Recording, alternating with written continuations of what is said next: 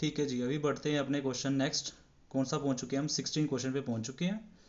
आइए भी 16 क्वेश्चन करते हैं। देखिए, right the balance chemical equation for the following and identify the type of reaction in each case. तो बोलता है कि आपको फिर से बैलेंस करना है, केमिकल इक्वेशन दी हुई है, और आइडेंटिफाई करना है कि identify the type of reaction in each case, कौन सी टाइप ऑफ रिएक्शन आपको दिख रही है। देखिए, 4 टाइप्स की रिएक्शन है: डिकम्पोजिशन, कॉम्बिनेशन, डिस्प्लेसमेंट और डबल डिस्प्लेसमेंट। ठीक है, तो आपने उन्हीं में से बताना है। वो तो चलो ठीक है, पहले इसको क्या करेंगे, बैलेंस करेंगे। पहले क्या करेंगे, बैलेंस करेंगे। चलिए समझते हैं। देखिए, पहले बोलता है पोटेशियम ब्रोमाइड बेरियम आयोडाइड बनता है पोटेशियम आयोडाइड और बेरियम ब्रोमाइड। ठीक है, तो इसको किस तरह से लिखेंगे आइए समझते हैं। ठीक है, सबसे पहले क्या बोलता है, पोटेशियम ब्रोमाइड। तो पोटेशियम ब्रोमाइड का फॉर्मूला हो जाएगा KBr। क्या हो जाएगा, KBr। ठीक, प्लस फिर बोलता है बेरियम आयोडाइड। बेरियम आयोडाइड का फॉर्मूला हो जाएगा BaI2, बेरियम आयोडाइड। ठीक, फिर क्या बोलता है, बनता है पोटेशियम आयोडाइड और बेरियम ब्रोमाइड। तो बनता है आपके पास पोटेशियम आयोडाइड। पोटेशियम आयोडाइड क्या हो जाएगा आपके पास, ये आ जाएगा potassium iodide plus barium bromide.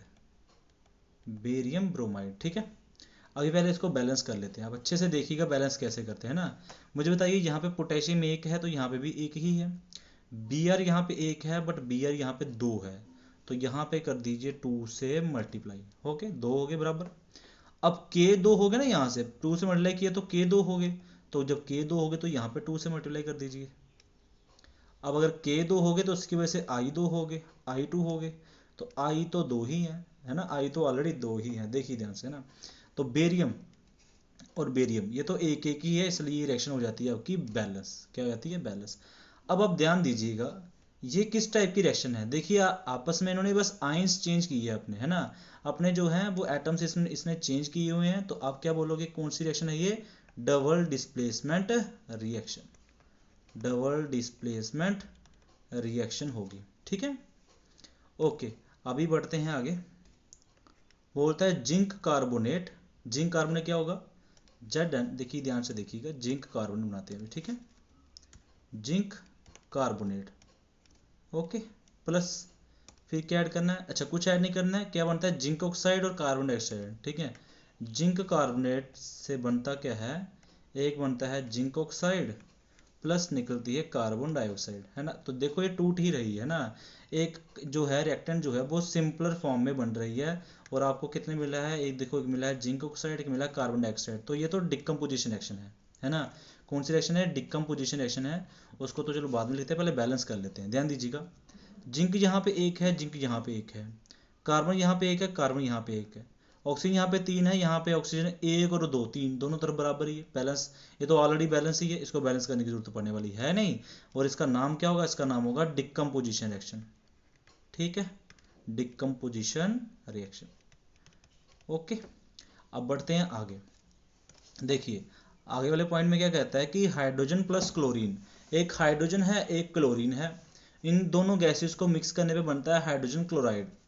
HCl gas बनी हुई है, तो चलिए इसको क्या लिखेंगे, H2 प्लस Cl2 से बनता है हाइड्रोजन क्लोराइड। ठीक है, HCl बन जाता है। फिलहाल के लिए आप इसको करेंगे बैलेंस। तो H यहाँ पे 2 है, यहाँ पे Cl 2 है, यहाँ पे एक है तो इसको 2 से मल्टीप्लाई कर दीजिए तो बैलेंस हो जाएगी, है ना बात का। ठीक है, अब बताइए, ये तो जुड़े हैं ना, ये तो कंबाइन हुए हैं, तो कंबाइन होके आपके पास HCl बना है, तो कौन सी रिएक्शन होगी, ये तो कॉम्बिनेशन रिएक्शन होगी। कौन सी रिएक्शन होगी, कॉम्बिनेशन रिएक्शन होगी। ठीक है, अब समझ आ रहा है कि नहीं आ रहा है। ठीक है, ओके, अभी बढ़ते हैं नेक्स्ट पॉइंट पे। क्या बोलता है, मैग्नीशियम में ऐड करना है हाइड्रोक्लोरिक एसिड। चलिए जी कर लेते हैं, मैग्नीशियम प्लस हाइड्रोक्लोरिक एसिड। तो क्या होगा, मैग्नीशियम क्या होगा, Mg प्लस HCl। ठीक, क्या बनता है, ध्यान दीजिएगा एक सेकेंड, क्या बनता है, मैग्नीशियम क्लोराइड और हाइड्रोजन गैस बाहर निकल जाती है, तो बन जाता है magnesium chloride MgCl2 plus hydrogen gas. ठीक है, इसको करते हैं बैलेंस। ध्यान दीजिए, देखिए यहाँ पे Cl 2 है ना, यहाँ पे तो 1 है, तो 2 से गुना कर दीजिए, उसकी वजह से H कितने हो जाते हैं, H हो गए 2, तो H यहाँ पे भी 2 ही हैं। दिख रहा है कि नहीं दिख रहा है? तो बस 2 लगाने से पूरी रिएक्शन बैलेंस हो जाती है। लेकिन ये रिएक्शन कौन सी है? ध्यान दीजिए, मैग्नीशियम ने क्या किया है, हाइड्रोजन को डिस्प्लेस किया है और Cl के साथ चिपका, वो देखो ना यहाँ पे, है ना, Cl के साथ आके लग गया है, H को इसने डिस्प्लेस किया। और मैग्नीशियम H को डिस्प्लेस कर सकता है, बिल्कुल कर सकता है, क्योंकि मैग्नीशियम जो होता है वो रिएक्टिविटी सीरीज में बड़ा है H से। तो ये हो जाएगी डिस्प्लेसमेंट रिएक्शन। कौन सी हो जाएगी ये? डिस्प्लेसमेंट रिएक्शन हो जाएगी। ठीक, डिस्प्लेसमेंट रिएक्शन। ओके, अच्छे से समझ लिया आपने। तो आपको समझ आया होगा कि डिस्प्लेसमेंट कौन सी है, डिकम्पोजिशन कौन सी है, कॉम्बिनेशन कौन सी है। इन सभी रिएक्शनों को हमने सॉल्व कर लिया, बैलेंस भी कर लिया हुआ है। अब बढ़ते हैं अपने नेक्स्ट क्वेश्चन की तरफ। 16 हो जाता है सॉल्व। हाँ जी, ये देखिए, इसके आंसर देख लीजिए जहाँ पे लिखे हुए हैं अच्छे से। ठीक है, पोटेशियम ब्रोमाइड, बेरियम आयोडाइड। अच्छे से मैं थोड़ा सा जूम कर देता हूँ उसको, आपको अच्छे से दिख जाएंगे, फिर आप स्क्रीनशॉट ले सकते हो उसका। ठीक है जी, ये देखिए, अभी आपको दिख रहा होगा। ठीक है, ये लिखा हुआ है पहले होगी double displacement reaction, decomposition reaction, combination reaction, last होगी डिस्प्लेसमेंट रिएक्शन होगी। ठीक है, तो चलिए जी, अब आपको समझ आ गया होगा। अभी हम बढ़ते हैं नेक्स्ट क्वेश्चन की तरफ। 17 क्वेश्चन करते हैं। ठीक है, क्या बोलता है? बोलता है what does one mean by exothermic and endothermic reaction. Exothermic reaction और एंडोथर्मिक रिएक्शन कौन सी होती है, मुझे बस इतना बता दीजिए। ठीक है ना, ये बोला हुआ है, क्या होती है। ठीक है, तो भाई एक्सोथर्मिक और एंडोथर्मिक क्या होती है? एक्सोथर्मिक वो रिएक्शन होती है जहाँ पे आपके पास हीट एनर्जी जो होती है वो रिलीज होती है। वो क्या होती है? रिलीज होती है। और एंडोथर्मिक रिएक्शन क्या होती है? एंडो, एब्जॉर्ब, क्या होना? एब्जॉर्ब। एंडो में जैसे आप देखिए अंदर आना, हीट का क्या आया? अंदर आना, तो एब्जॉर्ब हो जाती है। तो जहाँ पे हीट एब्जॉर्ब होती है उसे बोलते हैं एंडोथर्मिक रिएक्शन बोलते हैं। कौन सी बोलते हैं? एंडोथर्मिक रिएक्शन बोलते हैं। चलिए जी, बस इतना ही लिखना है आपने, और 2 एग्जाम्पलें दे देंगे जो भी है। पहली रिएक्शन, पहले क्वेश्चन में 17 क्वेश्चन का आंसर देखिए क्या लिखेंगे। बोलते हैं chemical reaction that release energy, है ना, दैट रिलीज एनर्जी, जो रिलीज करती है एनर्जी। जैसे ये देखिए, जैसे मानिए आपके पास AB था, कोई प्रोडक्ट था, कोई आपके पास कोई भी कंपाउंड था। रिएक्टेंट में क्या हुआ कि जब ये ब्रेकडाउन हुआ तो बन गया एक A और ये बन गया एक B प्लस। अगर साथ में हीट एनर्जी निकलती है तो ये जो रिएक्शन होगी ये होगी आपके पास एक्सोथर्मिक रिएक्शन। कौन सी हो जाएगी? एक्सोथर्मिक रिएक्शन हो जाएगी। समझ आया होगा आपको, एक्सोथर्मिक रिएक्शन हो जाएगी। चलिए जी, वही मैं बता रहा हूँ आपको कि हीट यहाँ से निकलेगी तो आपने क्या बोला? That release energy. जहाँ पे एनर्जी रिलीज होती है किस फॉर्म में हो सकती है? एक तो मैंने बोला हीट, आप एक और बोलिए किस फॉर्म में? जहाँ तो लाइट, जहाँ तो किस फॉर्म में? जहाँ तो साउंड की फॉर्म में। आर काल उसे बोलते हैं एक्सोथर्मिक रिएक्शन बोलते हैं। ठीक है, तो समझ आया होगा आपको। अभी करेंगे इसकी एग्जाम्पल, जैसे mixture of sodium and chlorine to yield table salt. अगर आप सोडियम और क्लोरीन को ऐड करते हो, जब आपने ऐड किया तो बन गया सॉल्ट, NaCl बन गया। लेकिन साथ में आपके पास एनर्जी रिलीज हुई है, यहाँ पे एनर्जी मैंने लिखी हुई है, यहाँ पे क्या लिखा हुआ? 411 किलो जूल पर मोल। ठीक है, तो आपके पास 411 किलो जूल जो है, किलो जूल आपके पास एनर्जी निकली हुई है, पर मोल नहीं है फिलहाल के लिए। 411 किलो जूल आपकी एनर्जी रिलीज हुई है। अगर एनर्जी रिलीज हुई है तो आप इसको क्या बोलोगे? कौन सी रिएक्शन है ये? कौन सी रिएक्शन है ये? होगी एक्सोथर्मिक रिएक्शन। एक एग्जांपल और दिखाते हैं आपको। ठीक है, जैसे जैसे कभी भी कैल्शियम ऑक्साइड को वाटर में ऐड किया जाए, जैसे कैल्शियम ऑक्साइड में वाटर में ऐड किया गया तो बन गया कैल्शियम हाइड्रोक्साइड। क्या बन गया? कैल्शियम हाइड्रोक्साइड बन जाता है। प्लस साथ में क्या निकलती है? हीट निकलती है। अगर ये हीट निकलती है तो आप क्या बोलोगे कि ये रिएक्शन कौन सी होगी? ये रिएक्शन होगी एक्सोथर्मिक रिएक्शन होगी। कौन सी हो जाएगी? पहली वाली, एक्सोथर्मिक रिएक्शन।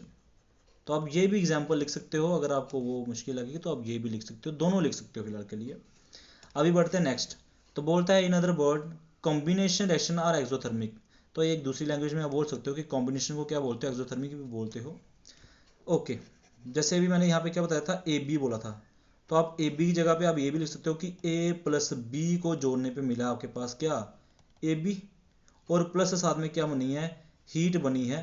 तो ये भी रिएक्शन कौन सी हो जाएगी? ये रिएक्शन कौन सी हो जाएगी? एक्सोथर्मिक रिएक्शन हो जाएगी। समझ आया होगा आपको।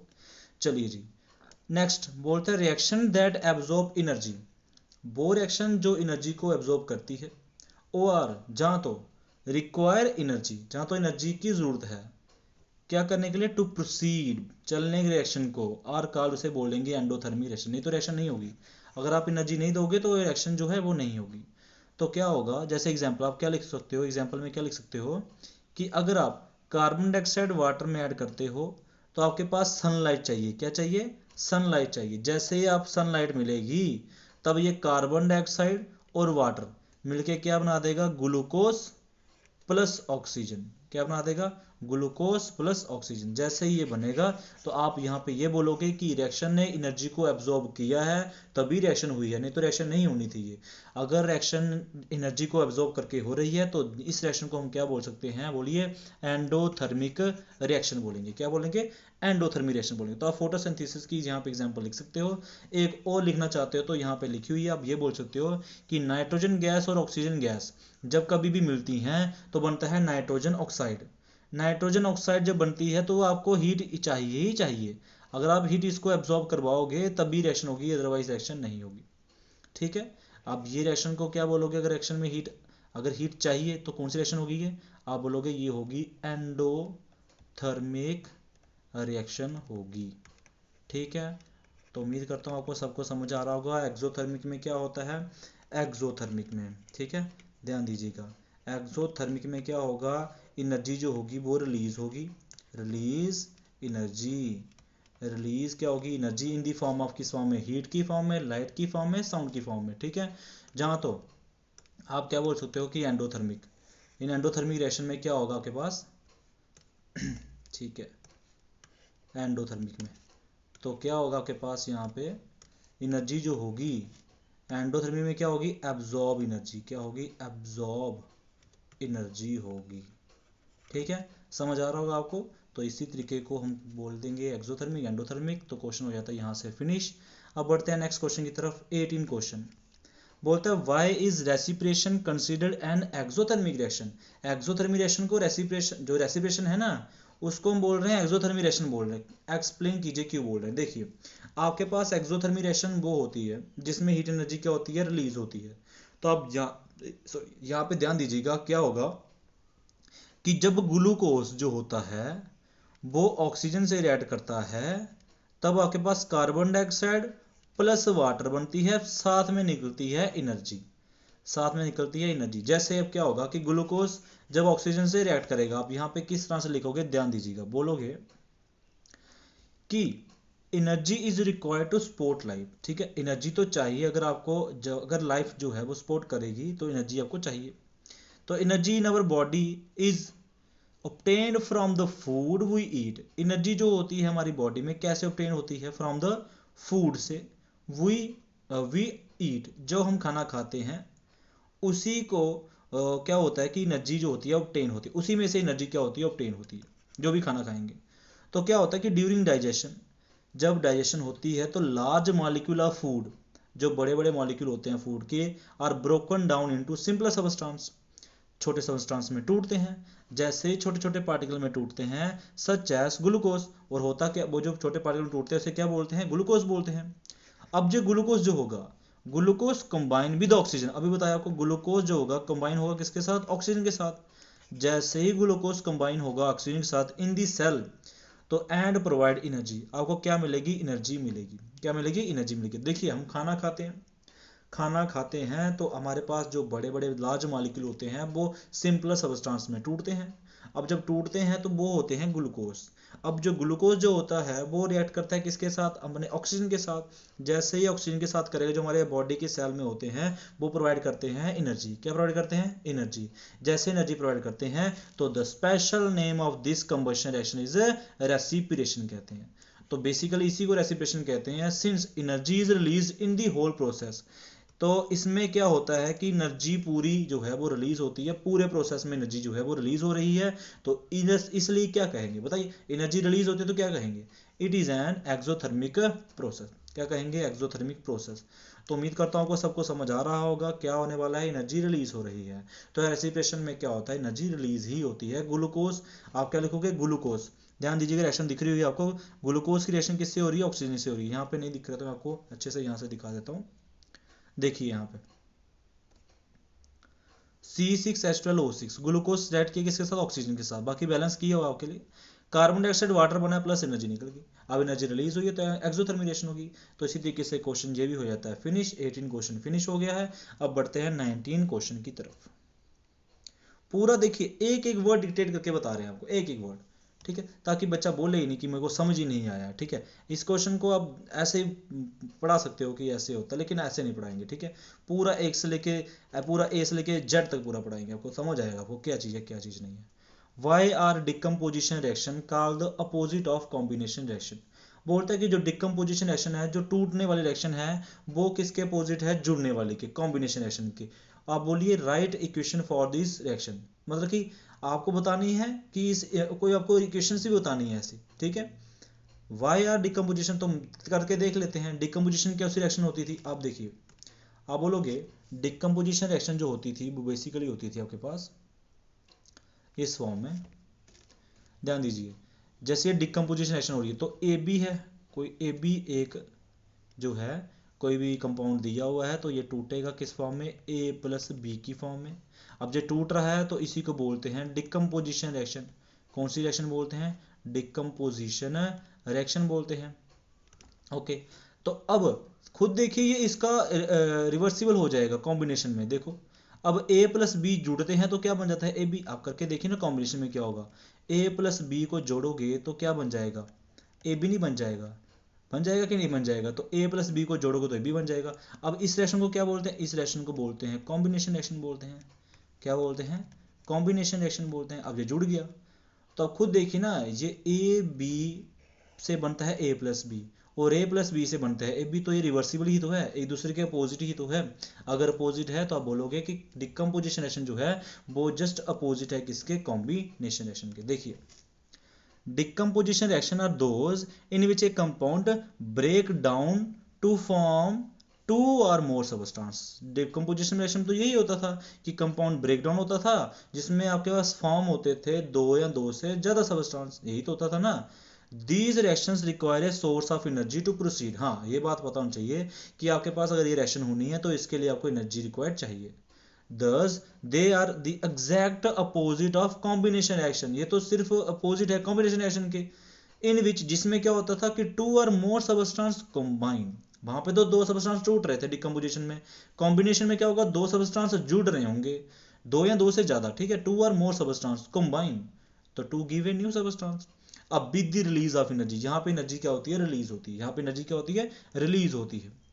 यहाँ पे एनर्जी चाहिए होती है, डिकम्पोजिशन में एनर्जी चाहिए और कॉम्बिनेशन में एनर्जी रिलीज होगी।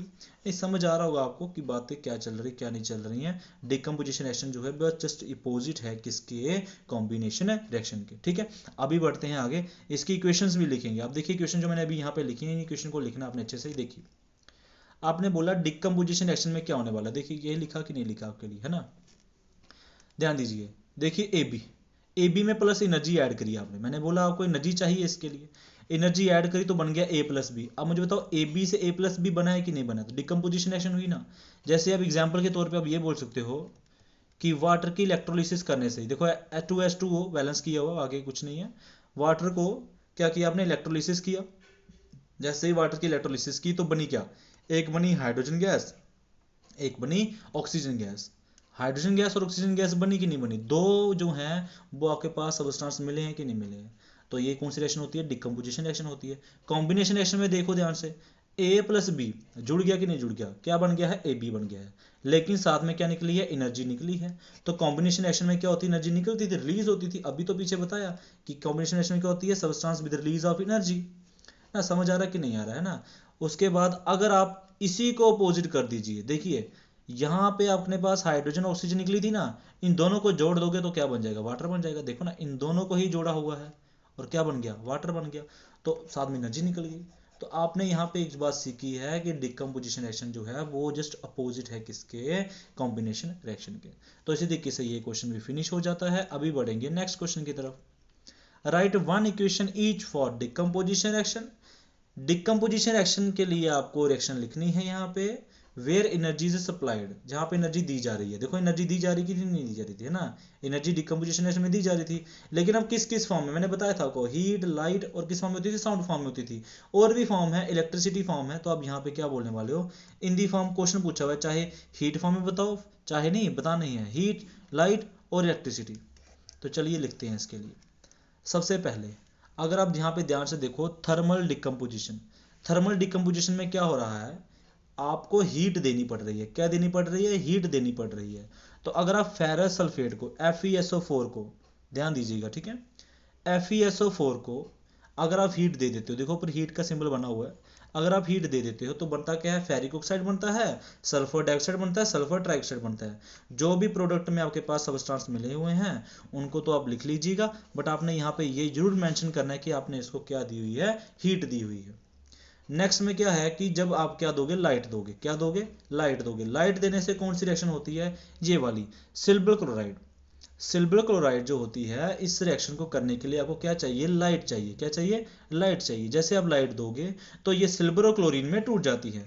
देखो दोनों कंपाउंड में, देखो एक कंपाउंड सिंगल कंपाउंड 2 और मोर सब्सटेंस में टूटा हुआ है, यहाँ पे तो 2 ही हैं, तो आपके पास इसको कहते हैं डिकम्पोजिशन रिएक्शन। लेकिन आपको चाहिए थी क्या, एनर्जी, किस फॉर्म में चाहिए, वो लाइट फॉर्म में, तो मैंने लाइट फॉर्म में एनर्जी दी तो ये रिएक्शन टूट जाती है। नेक्स्ट करते हैं कौन सी, डिकम्पोजिशन बाय इलेक्ट्रिसिटी। अब क्या होगा कि आपके पास, अगर आप इलेक्ट्रिसिटी की, आप ये भी एग्जांपल लिख सकते हो, देखो अभी मैंने ऊपर लिखा है आपको, ये देखिए, है ना, ये देखो ये कंपाउंड था आपके पास वाटर, अब यहाँ पे लिख लेना, इसकी जगह पे आप ये रिएक्शन भी लिख सकते हो, क्या कि अगर आप बैलेंस बाद में करते हैं, आप क्या करते हो, आप वाटर की क्या करते हो, इलेक्ट्रिसिटी देते हो, क्या करते हो, इलेक्ट्रिसिटी देते हो वाटर को। जैसे इलेक्ट्रिसिटी दोगे तो बन जाती है एक हाइड्रोजन गैस, एक बन जाती है ऑक्सीजन गैस, एक सेकेंड, एक बन जाती है ऑक्सीजन गैस बन जाती है। बाकी बैलेंस कर लेंगे, यहाँ पे O2 है, यहाँ पे 1 है, तो 2 से मल्टीप्लाई कर दिया, H हो गए 4, तो यहाँ पे भी 2 से मल्टीप्लाई कर दिया, ठीक है। लेकिन आप मुझे बस ये बताइए, क्या इस रिएक्शन की इलेक्ट्रिसिटी दी जा रही है कि नहीं दी जा रही है ना, दी जा रही है, बिल्कुल दी जा रही है। अगर इलेक्ट्रिसिटी दी जा रही है तो आप क्या बोलोगे कि ये डिकम्पोजिशन कैसे हो रही है, बाय इलेक्ट्रिसिटी से हो रही है, ठीक है। 3 ही फॉर्म बतानी थी, बता दी। हीट फॉर्म बतानी थी, हीट बता दी। हीट फॉर्म बतानी थी, हीट बता दी। लाइट फॉर्म बतानी थी, लाइट बता दी। इलेक्ट्रिसिटी बतानी थी, इलेक्ट्रिसिटी बता दी। इसी तरीके से आपका ये जो क्वेश्चन है ये फिनिश हो जाता है। उम्मीद करता हूँ आपको ये क्वेश्चन सभी समझ आए होंगे। थोड़ी सी फास्ट पढ़ाया है मुझे पता है, क्योंकि क्वेश्चन थोड़े से सिंपल ही थे, समझ आ रहा होगा आपको। बट चलिए अभी जो है नेक्स्ट क्वेश्चन करते हैं अपनी नेक्स्ट वीडियो में। तो उम्मीद करता हूँ आपको सब समझ आया है। अगर समझ आया है तो वीडियो को लाइक और सब्सक्राइब जरूर कीजिएगा, ठीक है।